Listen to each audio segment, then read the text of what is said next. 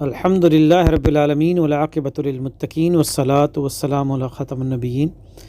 انشاءاللہ العزیز آج ہم سورہ الاعراف کا ایک طائرانہ یا مختصر یا اجمالی مطالعہ پیش کریں گے اور اس کے پس منظر پہ بھی بات ہوگی۔ سورہ الانعام کے ساتھ ہی سورہ الاعراف نازل ہوئی۔ یہ نبی اکرم صلی اللہ علیہ وسلم کا مکہ المکرمہ میں 13واں سال ہے، اور اس سے پہلے اس پہ بات کی جا چکی ہے کہ 4 فیزز ہیں مکی دور کے، یعنی جسے ہم نبوی سن کہتے ہیں، یعنی 40 سال آپ کے جب کمپلیٹ ہوئے تو آپ نے اپنی نبوت کا اعلان کیا، اور اس کے بعد 13 سال آپ مکہ میں رہے، 53 ایئرز آپ گویا کہ مکہ میں رہے، جس میں سے 13 سال آپ نے دعوت و تبلیغ کا کام کیا اور قرآن کا پیغام لوگوں کو پڑھ کر سنایا اور اس کو پہنچایا۔ تو ان 13 سالوں میں پہلے جو 3 سال ہیں وہ خفیہ دور دعوت ہے، پھر 2 سال پبلک کے ہیں جب آپ نے اعلانیہ تبلیغ کا کام کیا، پھر 6 سے لے کر 10 تک یہ تقریباً 5 سال ہیں جس میں کئی فیزز ہیں۔ ہجرت حبشہ ہے، اس کے علاوہ شیب ابی طالب ہے، عام الحزن ہے، اور پھر آخری 3 سال ہیں جو مشکل ترین سال ہیں۔ تو آخری 3 سالوں کے بالکل آخر میں یہ سورۃ الانعام اور سورہ الاعراف نازل ہوئی ہے۔ سورہ الاعراف 204 آیات پہ مشتمل تمام مکی صورتوں میں سب سے لمبی صورت ہے، اور اس کی 206 آیات ہیں اور 1.5 سپارے کے اوپر یہ مشتمل ہے۔ تو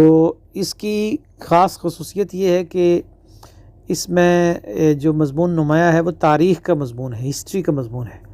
اور ہسٹری کا مضمون قرآن مجید کا ایک مرکزی مضمون ہے جو اس کے 6 بنیادی مضامین ہیں، اس میں سے ایک اہم مضمون ہے۔ اور اس میں شروع میں تو حضرت آدم علیہ السلام اور ابلیس یا شیطان کا واقعہ بیان کیا گیا ہے، اور قرآن مجید میں کسی اور جگہ پر اتنی تفصیل سے یہ واقعہ بیان نہیں کیا گیا جتنا کہ سورہ الاعراف کے اندر کیا گیا ہے، اور اس میں بہت سارے لیسنز ہیں جو ہمیں ملتے ہیں۔ مثلا یہ کہ عام طور پہ مشہور ہے کہ حضرت حوا نے پہلے پھل کھایا، بائبل کے اندر بھی یہ لکھا ہوا ہے کہ انہوں نے حضرت آدم علیہ السلام کو اس کی ترغیب دلائی اور ورغلایا ان کو، یا ان کو دعوت دی، اور آدم علیہ السلام نے بھی اللہ تعالیٰ سے شکایت کی کہ یہ عورت جو آپ نے میرے ساتھ رکھی تھی اس نے مجھے کھلایا ہے۔ تو اس ایک عقیدے کی وجہ سے عیسائیت کے ہاں پورا ایک کانسیپٹ بن گیا کہ جو عورت ہے وہ یعنی قابل نفرت ہے، یا اس کی وجہ سے آدم کو جنت سے نکالا گیا، اور اس طرح اور بھی اس طرح کی بہت ساری ایسی من گڑت چیزیں ہیں جو عقائد انہوں نے اس کی وجہ سے ڈیولپ کر لی ہے۔ اور اس کے بعد پھر اس میں جو اس کا اپنا خاص سٹائل ہے سورہ الاعراف کا، اس میں وہی 6 اقوام ہیں جس میں ایک ترتیب کے ساتھ حضرت نوح علیہ السلام سے بات شروع ہوتی ہے، یعنی 3 اس میں سے ابراہیم علیہ السلام سے پہلے کی قومیں ہیں، پری ابراہیمک انہیں ہم کہہ سکتے ہیں، کہ یعنی جس میں حضرت نوح علیہ السلام کی قوم ہے، پھر قوم عاد ہے جو حضرت ہود علیہ السلام کی قوم ہے، اور قوم ثمود ہے جو حضرت صالح علیہ السلام کی قوم ہے۔ یہ تینوں اقوام حضرت ابراہیم علیہ السلام سے پہلے گزری ہے۔ تو ان کا ذکر کیا گیا ہے کہ ان کو کیسے ہلاک کیا گیا، کیسے تباہ کیا گیا۔ اس کے بعد اس میں اگر ہم دیکھیں تو ان کے جو جرائم یا گناہ ہیں ان 3 اقوام کے، وہ بھی یعنی شرک ہے نوح علیہ السلام کی قوم کا کام، قوم عاد کا جو ہود علیہ السلام کی قوم تھی اس کا جرم یہ تھا کہ وہ لوگ بھی شرک بھی کرتے تھے، اور ساتھ ساتھ وہ بڑی بڑی بلڈنگیں بناتے تھے بغیر کسی وجہ کے، صرف دکھاوے کے لیے، یعنی آرکیٹیکٹ اور ڈیزائن کا ان کا تھا۔ لیکن اسی کام کو پھر قوم سمود نے جاری رکھا۔ قوم سمود جو تھی یہ لوگوں کو یعنی تنگ بھی کرتی تھی اور غریبوں مظلوموں پہ ظلم بھی کرتی تھی، یعنی ایکسپلائٹیشن اور ظلم و زیادتی کے علاوہ یہ لوگ انہوں نے پتھروں کو تراش کے گھر بنائے۔ چونکہ قوم عاد کے اوپر ہوا کا طوفان آیا تھا تو انہوں نے سوچا کہ پہاڑوں کے اندر جا کے انہوں نے وہ جگہ بنائی کہ کہیں وہاں ہوا نہیں پہنچ سکے گی، اور اس طرح سے تو ان کے تراشے ہوئے گھر آج بھی مدینے سے شام کی طرف جاتے ہوئے راستے میں ایک علاقہ ہے مدائن صالح، سعودی عرب کا یہ حصہ ہے، تو وہ گھر آج بھی موجود ہیں۔ تو یہ ہے قوم ثمود۔ اس کے بعد پھر قوم لوط علیہ السلام کا ذکر ہے، حضرت لوط علیہ السلام کی قوم کا، اور ان کے بارے میں ہم جانتے ہیں کہ وہ کیا ان کے جرائم تھے، اور ان کو سب سے بدترین سزا دی گئی، یعنی ایک طرف تو ان کو ان کے اوپر پتھروں کی بارش ہوئی، دوسرا ان کی بستیوں کو یعنی تلپٹ کر دیا گیا، یعنی اوندا گرا دیا گیا۔ تو اس کے بعد پھر حضرت شعیب علیہ السلام کی قوم ہے، اور اس میں ہم دیکھتے ہیں کہ یہ جو ابراہیم علیہ السلام کے بعد کی جو قومیں ہیں، جیسے اس میں لوط علیہ السلام کی قوم ہے، چونکہ لوط علیہ السلام تو بھتیجے ہیں ابراہیم علیہ السلام کے، اور انہی کو حضرت ابراہیم علیہ السلام نے ہی بھیجا تھا اردن کی طرف، یعنی شام کے ساتھ ہی اردن ہے اور وہاں یہ علاقہ تھا۔ تو ان کے ہم دیکھتے ہیں کہ اب جو جرائم ہیں وہ ذرا ڈیفرنٹ ہوتے جا رہے ہیں۔ پہلے شرک یا یہ فضول عمارتیں بنانا اور فخر و غرور اور تکبر تھا، اور اب یہ ہے کہ یہ جو اخلاقی جرائم ہیں یہ شروع ہو گئے ہیں۔ تو ان اخلاقی جرائم میں جو یہ ہے، ایک تو یہ فحاشی اور عریانی کا جرم حضرت لوط علیہ السلام کی قوم کا، اور حضرت شعیب علیہ السلام کی قوم بھی اسی اردن کے علاقے میں تھی، اور ان کے بارے میں یہ ملتا ہے کہ یہ بھی ابراہیم علیہ السلام کی جو تیسری بیوی ہے حضرت کتورہ، ان کے نسل سے یہ حضرت شعیب علیہ السلام ہیں آگے۔ تو انہوں نے پھر کم تولنا شروع کر دیا اور ڈنڈی مارنی شروع کی، اور اسی طریقے سے اور ظلم و زیادتی انہوں نے معاشرے میں شروع کی۔ تو یعنی جسے کہتے ہیں ہم کرپشن کی بیماری۔ تو آج اگر ہم دیکھیں تو ہمارے جو مسلم معاشرے ہیں اس میں کرپشن جو ہے وہ ایک بڑا بیماری کے طور پہ سامنے آتی ہے۔ یہ کرپشن ہر یعنی ریڈی والے سے لے کر پرائم منسٹر تک ہم دیکھتے ہیں کہ پریزیڈنٹ تک جو ہے نا وہ کرپشن چلتی ہے،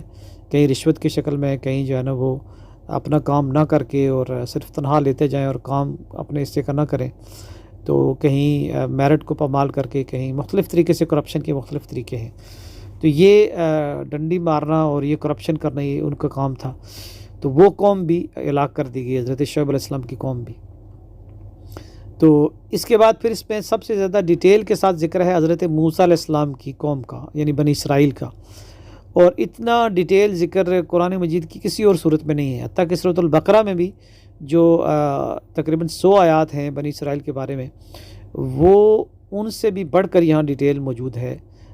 یعنی وہ دراصل خلاصہ ہے اسی سورہ الاعراف کی ان آیات کا جو یہاں بیان ہوئی ہے۔ یہاں یعنی پوری تفصیل کے ساتھ حضرت موسیٰ علیہ السلام اور فرعون کی کشمکش کو بیان کیا گیا ہے، اور بنی اسرائیل کے اندر جتنے بھی جرائم تھے، جتنے بھی انہوں نے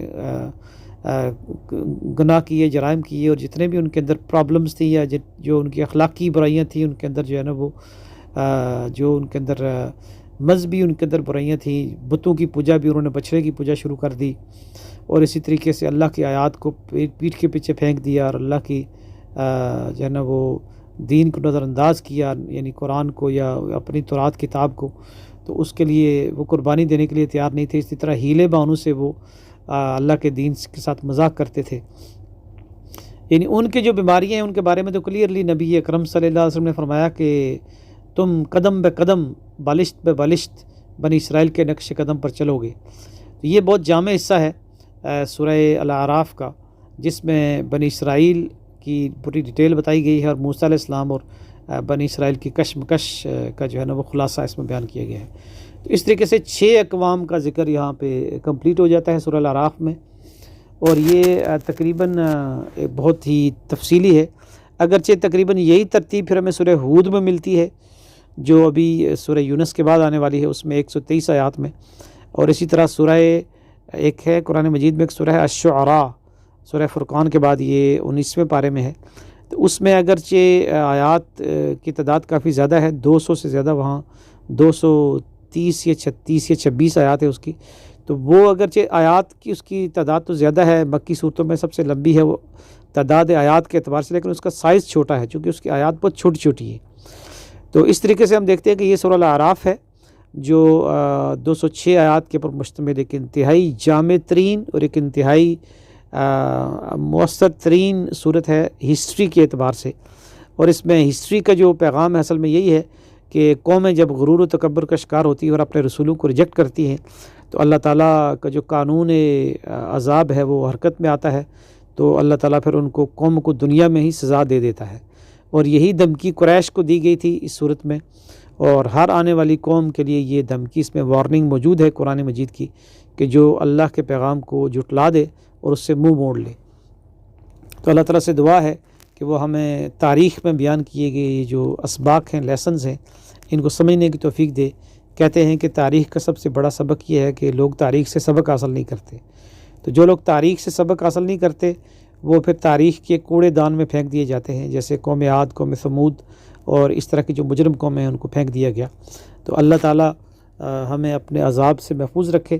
اور اپنی طرف رجوع کرنے کی توفیق عطا فرمائے. وآخر دعوانا الحمد للہ رب العالمین.